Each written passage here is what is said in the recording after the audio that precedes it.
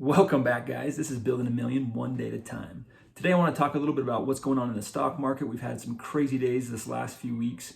And the biggest thing that's going on is the Feds are doing their magic again. Now, is this good or bad? I'll leave that up to you to decide. What's going on right now is we've had one of the worst days on Friday than we've had since March 2020. We've had the indices fall drastically. The NASDAQ fell by 4.17%, which is a $536 drop.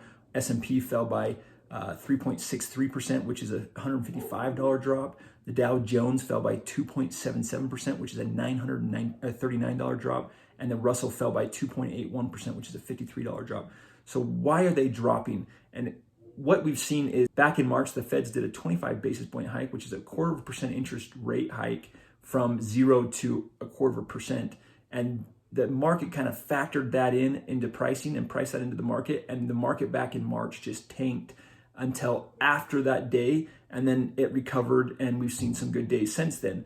Now, the market's doing the same thing, in my opinion, is it's getting ready for what we're looking at is probably a 50 basis point hike or a 0.5% interest hike to the Fed interest rates to the banks.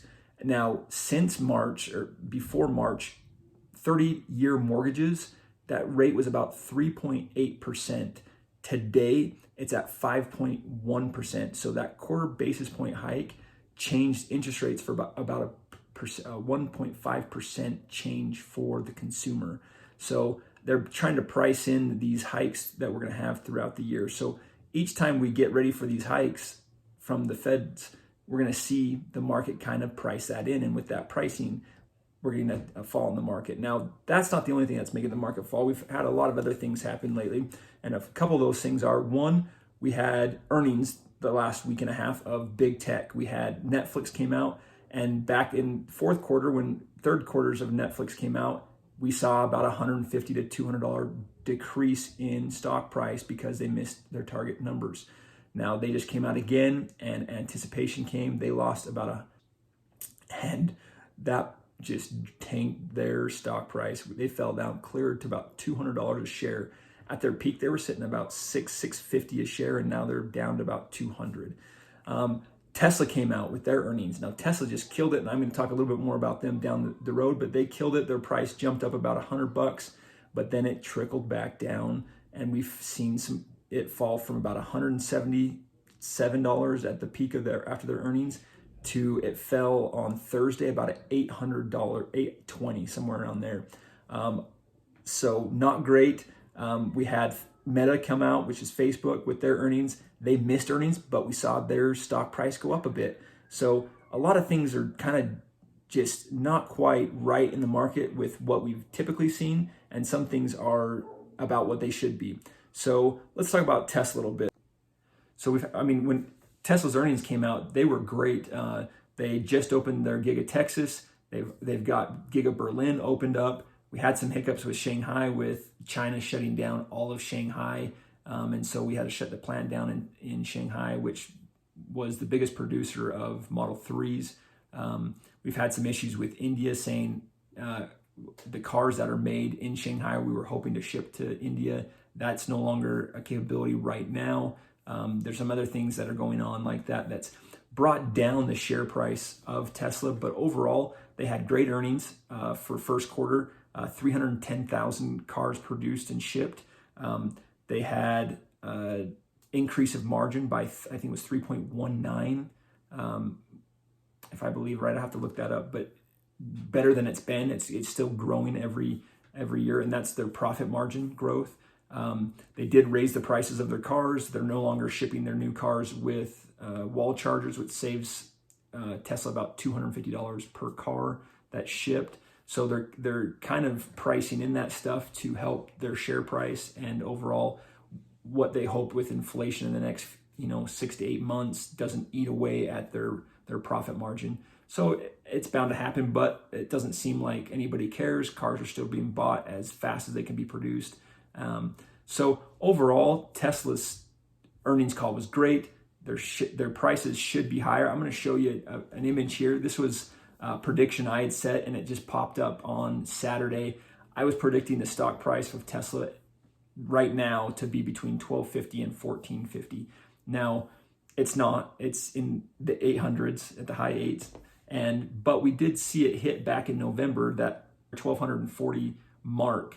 And I think because of all the inflation and everything else, the war in Ukraine and everything, it's bringing artificial deflation on the market. And so Tesla's being held back from what they should be at. They should be at that $1,250 to $1,400 range. And I think they would be right now if we didn't have these other factors. And so looking at that, I think we're gonna have tremendous growth with Tesla. One big thing with Tesla is Elon this last month tried to buy Twitter. First he bought 9.4% of all of Twitter stock. He became the largest shareholder of Twitter. And then he came out with saying, you know what, I want to buy it and make it private. So he made an offer of $43 billion.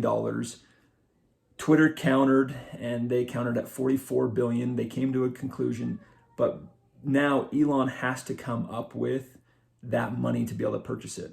And if he doesn't end up acquiring Twitter, he gets fined $1 billion that he has to pay just for not going through with it. So he's trying to get that funding secured. He sold about $8.5 billion worth of Tesla stock to help fund that.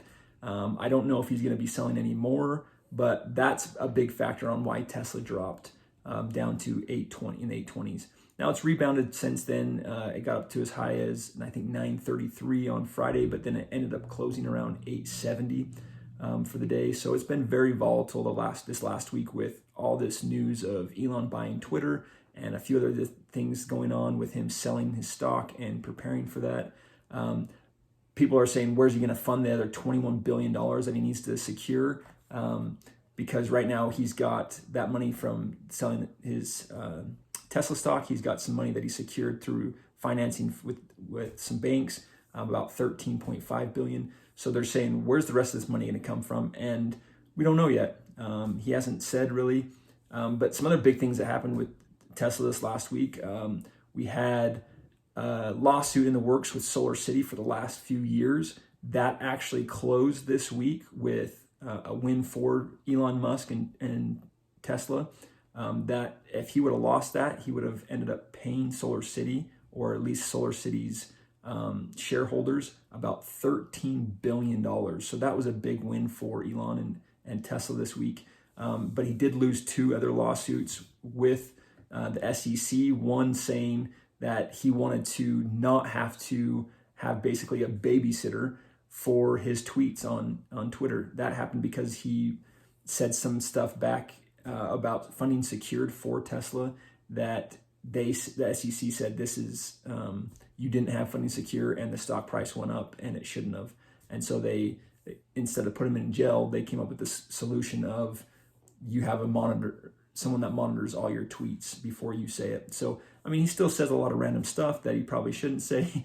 And that's one of the reasons he wants to own Twitter, is to bring back freedom of speech and not have it so defined towards just what political people want it to say, which I think is a great thing if it can actually do that. So again, the Twitter deal that just got announced won't actually close and solidify until October of this year. So we have some time. That's gonna, mess with Tesla stock and some of the things that are going on. But overall, I think the market is going to see some more red days Monday, Tuesday, and Wednesday, more than likely.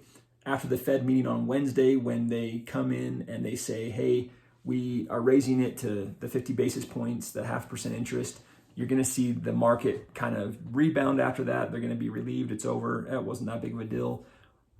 If it comes in less than that, so if they end up just doing another 0.25% rate hike, I think you're going to see drastic gains in the market, but I don't think they're going to do that. Interest or inflation has come down a little bit since the peak at 8.1% of inflation. I think that their CPI data and stuff that came out said that we're sitting around 7.9, so it has come down a little bit, which means what the federal government, what the feds are doing is working. So they may do a 25 basis point, but more than likely they're going to do that 50 basis point, and that's fine. Interest rates will go up. You've seen some different things happened with housing.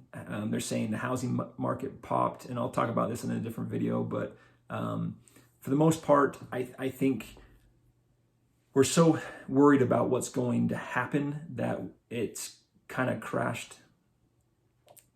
So we're so worried about what's going to happen that it's kind of crashed the market a little bit. And I do feel like once the Feds say, hey, this is what it is, we're going to raise it 50 basis points here, and then we're going to do some more 25 because they have a few more meetings through the rest of the year, that the market's going to say, yeah, this is what's going on. It's not too big of a deal. We don't have two major things to worry about.